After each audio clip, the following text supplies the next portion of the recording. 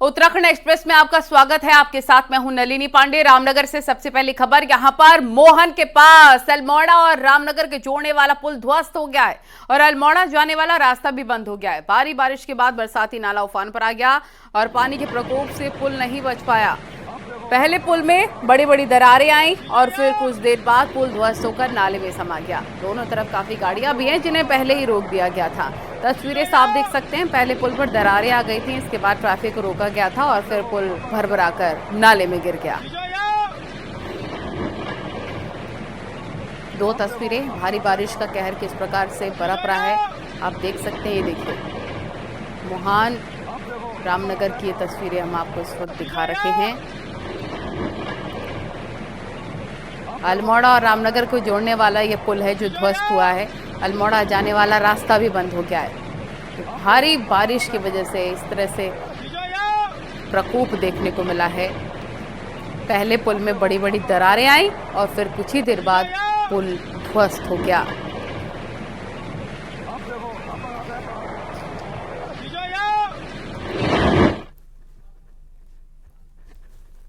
चमोली से बड़ी खबर, यहां कर्णप्रयाग में 2 यात्रियों की मौत हो गई। गौचर के बीच गलनाव के पास पहाड़ी से आए मलबे में दोनों यात्री दब गए और सभी लोग तवा घाट के पास रेंगती नाले के पास भी थे। 5 दिनों से फंसे हुए लैंडस्लाइड के कारण रोड पूरी तरीके से ध्वस्त हो गई है। यही नहीं, पैदल रास्ते भी यहां पर जमींदोज हो गए हैं। इस कारण रेस्क्यू टीम को काफी दिक्कतों का सामना करना पड़ा है। रुद्रप्रयाग में लगातार बारिश के बाद नदियों का जलस्तर खतरनाक स्तर तक पहुंच गया है। जिला मुख्यालय में बिल्कुल पुल के पास एक नदी का पानी पुल तक पहुंच गया है और यहां पर वाल्मीकि बस्ती के 2 घरों में पानी घुस गया है। घर में पानी घुसने के बाद दोनों मकानों को खाली कराया गया। नदी के किनारे रहने वाले अन्य लोगों में भी काफी दहशत का माहौल है।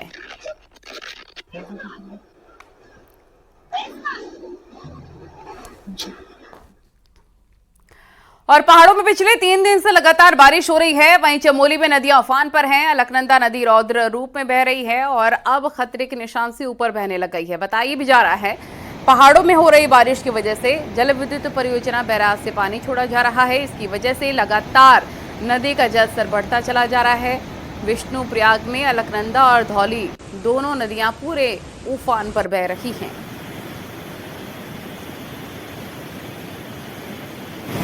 पहाड़ों में लगातार हो रही बारिश की वजह से नदियों का जलस्तर बढ़ने लगा है। आप देखिए तस्वीर में जो अलकनंदा नदी है उसका जलस्तर लगातार बढ़ता चला जा रहा है, जिसकी वजह से जो विष्णुप्रयाग जो घाट है वो इस समय जलमग्न हो गया है। यहाँ पे बताया जा रहा है कि जो रेलिंग है वो भी यहाँ पे पूरी बह चुकी है। और अगर हम देखेंगे दूसरी तरफ, आप देखिए धौली नदी का जलस्तर भी धीरे धीरे बढ़ने लगा है, जिसकी वजह से विष्णुप्रयाग जो घाट है वो अब लगभग पूरा जलमग्न हो चुका है। आप देखिए जब भी पहाड़ों में बारिश होती है, जब नदियों का जलस्तर बढ़ता है तो जो मैदानी इलाके हैं वहाँ पे इसी तरीके से बाढ़ की स्थिति भी पैदा हो जाती है। कल देर रात से लगातार यहाँ पे बारिश हो रही है और बारिश की वजह से लगातार जलस्तर बढ़ रहा है। जो पुजारी यहाँ पे उनसे बात करेंगे, सूरज सकलानी हमारे साथ मौजूद है। जी बताएं किस तरीके से जलस्तर बढ़ रहा है? काफ़ी बारिश होने के कारण जो है यहाँ पे जो है अलकनंदा का तेज पानी आ रहा है और धौलीगंगा का भी जो है तेज पानी चल रहा है यहाँ पे। कल से लगातार बारिश के कारण जो कल से पूरा नुकसान हो गया, इधर देख लीजिए पूरा रेली सब बह गया इधर। तो आपने देखा किस तरीके से लगातार नदियों का जो जलस्तर है वो अब धीरे धीरे बढ़ रहा है। तो कहीं ना कहीं मौसम विभाग ने जो पहाड़ों में अलर्ट जारी किया हुआ है उसका साफ असर यहाँ पे देखा जा सकता है। लेकिन उसके बाद न्यूज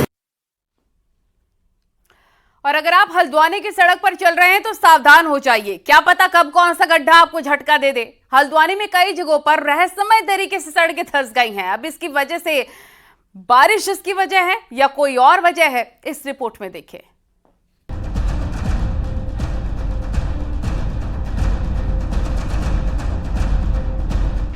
मॉनसून की बरसात के साथ ही कुमाऊं के सबसे बड़े शहर हल्द्वानी में कई जगह सड़कें रहस्यमयी तरीके से धंस चुकी हैं। ये क्यों हो रहा है ये किसी को नहीं पता और ये सब देखकर स्थानीय सांसद और पूर्व केंद्रीय मंत्री भी हैरान हैं। आप में बहुत ही रहस्य की बात है कि तिकोनिया जैसी जगहों में पूरी नहर धंस गई जबकि नहर बंद है तब भी उसमें पूरी तरह से पानी इस समय बह रहा है, नहर बंद होने पर भी।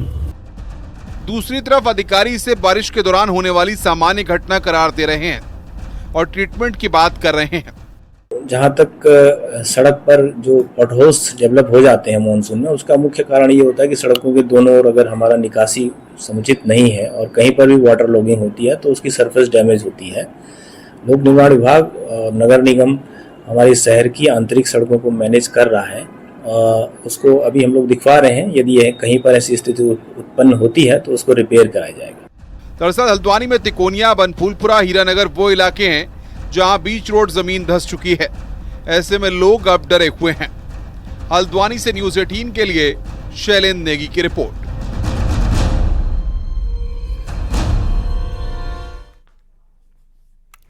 नैनीताल के आवागढ़ कंपाउंड में फिर से भूकटाव शुरू हो गया है। आज फिर से मलबा गिरा है जिससे कई मकाने खतरे की जद में आ गए हैं। बारिश के चलते मलबा आया है और अब ये पूरे क्षेत्र के लिए खतरा बना हुआ है। हालांकि प्रशासन को सूचना दी गई है, लेकिन अब भी बड़ा हिस्सा नीचे आ सकता है कभी भी। इसी जगह पर पिछले आपदा में एक मकान गिरा था जिससे लोग दहशत में हैं।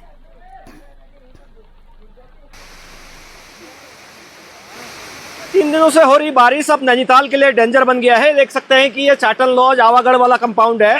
पिछले साल यहीं पर जो मकान था वो भरभरा कर गिर गया था और अब भी इस पूरे इलाके के लिए डेंजर बना हुआ है। जो पूरा ऊपर वाला इलाका देख सकते हैं कि जिस तरह से मलबा है, पत्थर है, वो गिरे हैं और जो निचले वाले घर हैं उनमें जाने का खतरा है। ऊपर आप देख सकते हैं कि किस तरह से जो घर हैं उनमें अभी भी लोग रह रहे हैं। प्रशासन ने 3 से 4 बार उनको यहां से हटने के निर्देश दिए और कम से कम 25 मकान इस पूरे प्रशासन लगातार इस बात का दावा कर रहे थे पिछले सालों में कि इन जो आपदाग्रस्त इलाके हैं यहाँ पर सारी चीजें ठीक कर दी जाएंगी, जो व्यवस्थाएं हैं वो ठीक कर दी जाएंगी। बावजूद इसके अभी तक जो आपदा के काम हैं वो नहीं हो सके। वीरेंद्र बिष्ट, न्यूज़ 18, नैनीताल।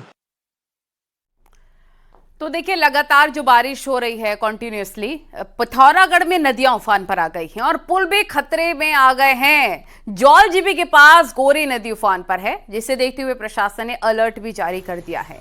बारिश के कारण गोरी नदी डेंजर जोन के पास पहुंच गई है। इसे देखते हुए प्रशासन ने नदी किनारे रहने वालों को अलर्ट कर दिया है।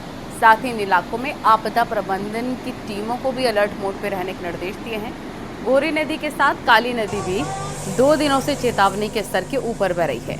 इसके बाद जौलजीबी, बलुआकोट, धारचिला, झूला घाट में नदी किनारे रहने वालों को भी अलर्ट कर दिया गया है। पिथौरागढ़ में चाइना बॉर्डर को जोड़ने वाला गुंजी पुल खतरे की जद में आ गया है। तेज बारिश के कारण पुल के बेस में दरार आ गई है। तस्वीरें ये चाइना बॉर्डर की अभी देख रहे हैं आप एक्सक्लूसिवली सिर्फ और सिर्फ न्यूज़ 18 पर।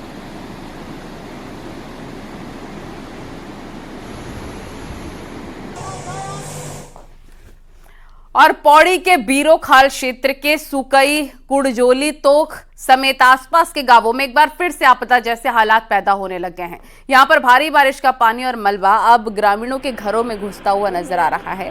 साथ ही गांव की खेती को भी काफी नुकसान मलबा पहुंचा रहे हैं। दरअसल इसी गांव में 22 मई को ज्यादा बारिश हुई, जिसकी वजह से आपदा की स्थिति बन गई। गाँव के लोगों ने प्रशासन से आपदा को लेकर ठोस कदम उठाने की मांग की।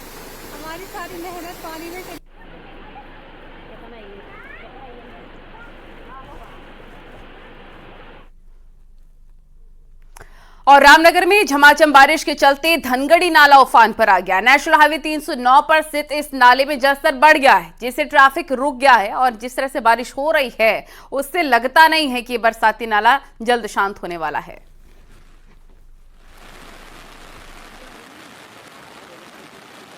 इस वक्त रामनगर में ज़बरदस्त बारिश हो रही है। देख सकते हैं आप, झमाझम बारिश है और यहाँ हम लोग इस वक्त फिर धनगढ़ी नाले पे हैं। इस धनगढ़ी नाला अपने उफान पर आ चुका है। आप देख सकते हैं यहाँ पर नाले के आसपास लोग फंसे हुए हैं। हालांकि अभी उतनी गाड़ियाँ नहीं हैं। जो गाड़ियाँ आ रही हैं नाले और बरसात को देखते हुए, नाले का जलस्तर और बरसात को देखते हुए वो वहीं से वापस हो जा रही हैं। आप हमारे ठीक पीछे देख सकते हैं गाड़ियाँ आई हैं। ये गाड़ियाँ अभी वापस लौटने लगी हैं यहाँ से। ये वापस जाएंगी यहाँ से अब, क्योंकि आगे जाने का कोई ऐसा नहीं लग रहा है कि कोई चांस अभी है, क्योंकि जिस तरह का जलस्तर है और जिस तरह की बारिश हो रही है उससे निश्चित रूप से काफ़ी दिक्कत है, लोगों के लिए काफ़ी समस्या है। गोविंद पाटनी, न्यूज़ 18, रामनगर। हरिद्वार में तेज बारिश से कई जगहों पर जल जमाव हो गया है। यहाँ पर भगत सिंह चौक पर हर बार की तरह इस बार भी पानी भरा हुआ है। इसमें गाड़ियों के आवाजाही में भारी दिक्कतें भी हो रही हैं। अंडरपास में भी पानी भरा हुआ है, मुश्किलों से गाड़ियां आ जा पा रही हैं। हालांकि गंगा का जलस्तर अभी सामान्य बना हुआ है, लेकिन जिस तरह से पहाड़ों में बारिश हो रही है वो गंगा भी उफान पर आ सकती है, ये जानकारी मिल रही है। प्रशासन ने लोगों से बरसाती नाले के पास ना जाने की अपील की है।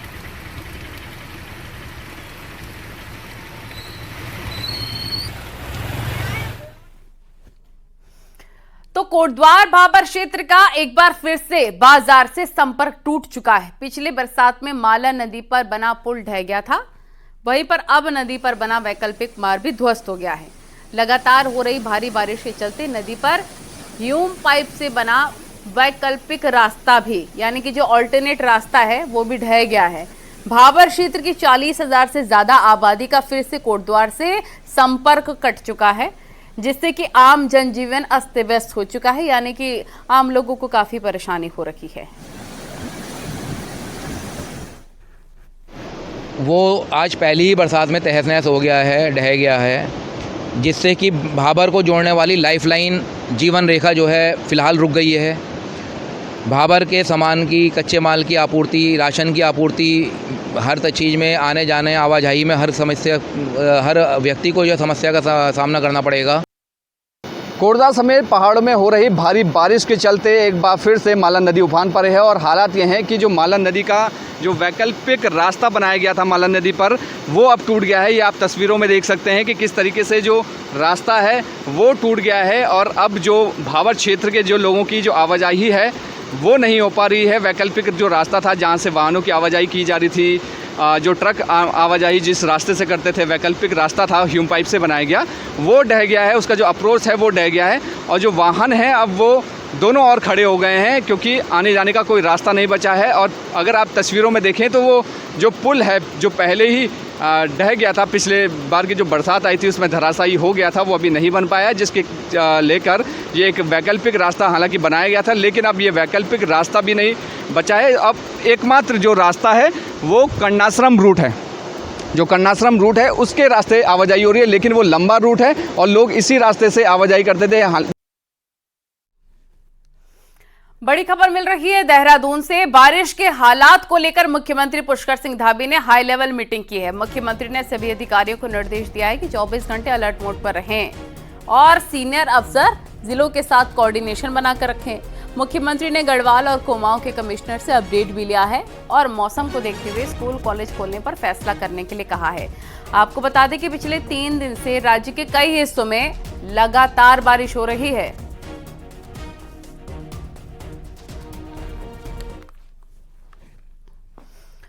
उत्तराखंड में गरीबी रेखा से नीचे रहने वाली 14 लाख राशन कार्ड धारकों को सस्ता नमक मिलेगा। सरकारी राशन की दुकानों पर ये आयोडाइज्ड नमक 8 रुपए किलो मिलेगा। मुख्यमंत्री नमक पोषण योजना की शुरुआत शनिवार को मुख्यमंत्री पुष्कर सिंह धामी ने की। सीएम ने कहा कि सरकार का प्रयास गरीबों को कुपोषण से बाहर निकालने का है। इस मौके पर मुख्यमंत्री और खाद्य आपूर्ति मंत्री रेखा आर्य ने कुछ लोगों को आयोडाइज्ड नमक भी बांटा है। खाद्य आयुक्त हरिचंद्र सेमवाल ने कहा है कि बाजार में नमक 30 रुपए का है किलो के हिसाब से, जबकि गरीब परिवारों को 8 रुपए का मिलेगा और 10 रुपए की सब्सिडी सरकार देगी और 20 करोड़ खर्च सरकार का इसमें आने वाला है। अपने परिवार में अपने बेटे और बेटियों की चिंता करते हैं, अपने परिवार वालों की चिंता करते हैं, इसीलिए वो योजना लेकर आए कि किसी को भूखा न सोना पड़े, किसी के घर का चूल्हा बंद न हो। और इस योजना के अंतर्गत उत्तराखंड के भी 14 लाख गरीब परिवारों को हर महीने मुफ्त राशन का लाभ मिल रहा है। इस योजना के अंतर्गत पहले सामान्य चावल मिलता था, अभी रेखा जी बता रही थी, लेकिन अब फोर्टिफाइड राइस इसमें वितरित किया जा रहा है। पूरे प्रदेश में जो भारत सरकार की गरीबी रेखा तय की गई है, राष्ट्रीय खाद्य सुरक्षा योजना में जो लोग आते हैं उनको दिया जा रहा है, जो लगभग 15 लाख के करीब परिवार हैं पूरे प्रदेश में, और उनको राज्य सरकार द्वारा 8 रुपये में दिया जा रहा है और 10 रुपये उसमें सब्सिडी दी जा रही है, जो राज्य सरकार के द्वारा लगभग 20 करोड़ रुपए वार्षिक वहन किया जाएगा। करीब 16 महीने बाद गैरसैंण में सरकार विधानसभा सत्र करने जा रही है। अगस्त के पहले हफ्ते में विधानसभा का सत्र होगा, तो मॉनसून सीजन के बावजूद विपक्ष भी गैरसैंण जाने को तैयार है। देखिए रिपोर्ट।